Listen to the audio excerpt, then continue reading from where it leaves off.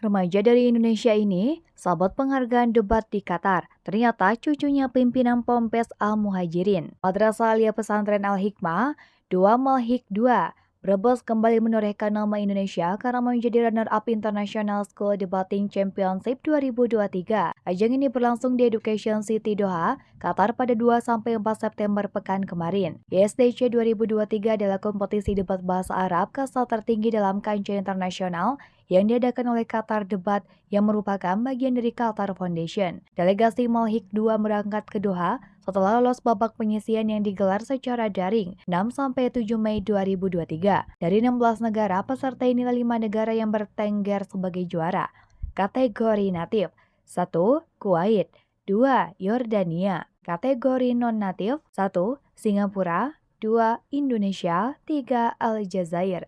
Perwakilan Indonesia ini terdiri atas 4 siswa, diantaranya Ajib Maulana Iza, Fakih Muhajir Al-Hamidi, M. Alwa Nasif, Al-Ghifari, dan Fauzul Muiz, serta 1 guru pembimbing, Ustadz Sutanto. Fakih Muhajir Al-Hamidi adalah seorang siswa yang menyebut tersebut adalah cucu pimpinan Ponpes Al-Muhajirin, Syekhuna Profesor Dr. Kiai Haji Abun Munyamin, dan putra dari pasangan Kiai Haji RD Marfu Muhyiddin Ilyas dengan Dr. Haji Iva Faiza Rohmah.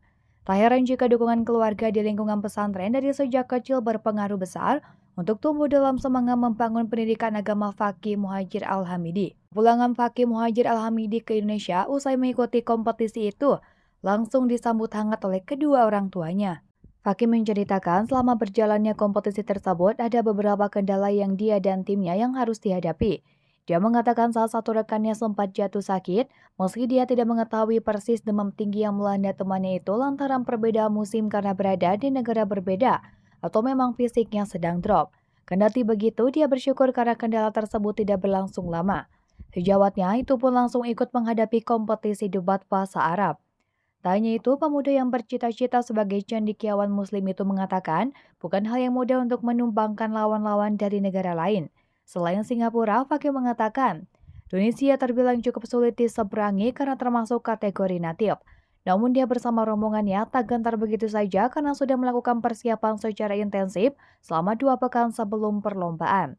Fakih mengungkapkan hasil ini merupakan kerjasama tim yang sangat luar biasa sehingga bisa sampai final. Dia mengakui perolehan prestasi yang diboyong Fakih bersama teman-temannya pulang ke Indonesia tidak terlepas dari upaya para peserta dan Dewan Guru Malhik 2, baik ikhtiar lahir maupun batin.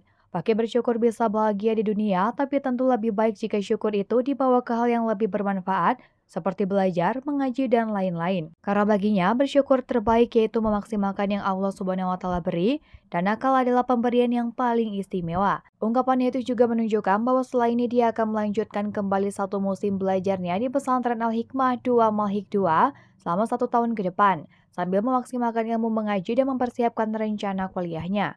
Dia juga berpesan kepada pemuda-pemudi muslim yang ada di Indonesia agar tak lelah untuk terus belajar apapun latar belakangnya. Sementara itu dikutip dari sumber lain, guru pembimbing Sutanto yang juga guru lulusan Universitas Al-Azhar Kairo ini menjelaskan, keikutsertaan Malhik 2 dalam kompetisi ini merupakan mimpi besar Malhik 2 sejak 2017. Sebelumnya, tim Malhik 2 meraih posisi 3 pada debat bahasa Arab tingkat ASEAN di International Islamic University Malaysia di Kuala Lumpur, Malaysia. Sulki selaku kepala Malhik 2 mengatakan bahwa Malhik 2 selalu punya mimpi besar. Salah satu prestasi internasional yang perlu dicapai dalam bidang bahasa, di samping prestasi internasional bidang sains dan teknologi. Prestasi yang lahir dari Qatar ini akan menjadi batu loncatan untuk bisa terus meraih prestasi lainnya. Pada semifinal, Indonesia masuk pada kategori penutur bahasa asing atau Arabic as Foreign Language (AFL) bersama Malaysia, Singapura, dan Kazakhstan. Namun demikian, dalam kategori ini para peserta masih bisa berjumpa dengan negara penutur asli atau natif. Pada babak pertama, Indonesia bertemu dengan Tunisia sebagai negara penutur asli. Tim Indonesia harus mengakui keunggulan tim Tunisia. Pada ronde kedua dan ketiga, Indonesia berhasil mengalahkan tim Malaysia dan Singapura sehingga mengantarkannya ke final. Babak final diikuti oleh tim Indonesia dan Singapura, sebab tim dari 2 negara inilah yang mendapatkan nilai tertinggi pada babak sebelumnya. Indonesia dengan perolehan nilai tertinggi dan Singapura urutan kedua. Tema debat yang dianggap pada babak final berhubungan dengan teknologi digital dan politik.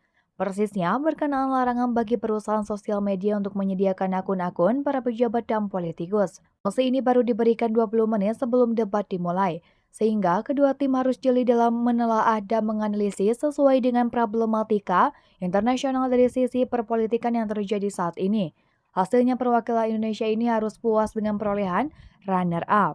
Mewakili tim debat Malhik 2, Ajit Maulana Iza mengaku kompetisi ini mempunyai feedback yang sangat banyak sekali. Ia dan timnya mengaku tetap merasa bangga atas capaian ini karena bisa membawa harum bangsa Indonesia di ajang bergengsi internasional. Nah, kalau yang gini-gini patut kita dukung dan apresiasi nih daripada konten joget-joget.